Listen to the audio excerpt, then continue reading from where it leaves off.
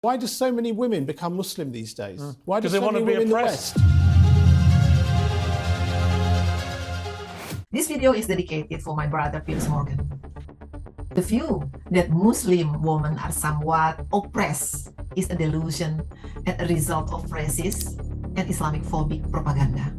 I personally started wearing my hijab after decades not wearing one by my own choice, without any force from my husband, my parents, nor family.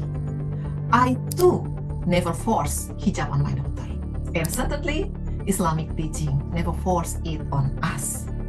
As a Muslim woman in Muslim majority country in the world, I strive in pursuing my career as a lawyer in an industry that it is still male dominated. I strive as a legal scholar who also teaches in Japanese university in Japanese language, and all those never clash with my faith as a devout Muslim. And you know what?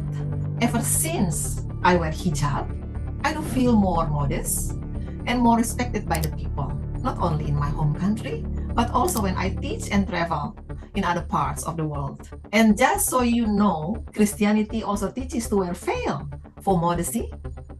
Piers, maybe you should read and study Bible more as a Catholic. I read Bible even though I am a Muslim. Do you think Christian women are also oppressed?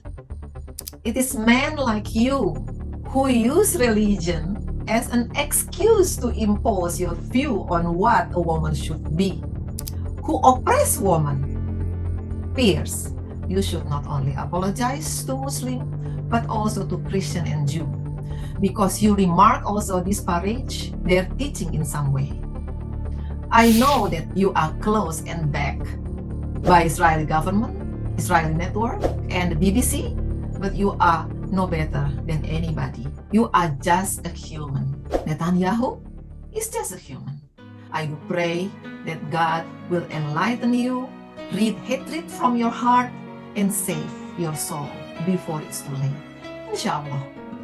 To all my sisters, I encourage you to voice your mind out loud and share your experience to educate other Piers Morgan in the world. By then, I hope that people like him can start seeing Muslim women as women powerful, inshallah.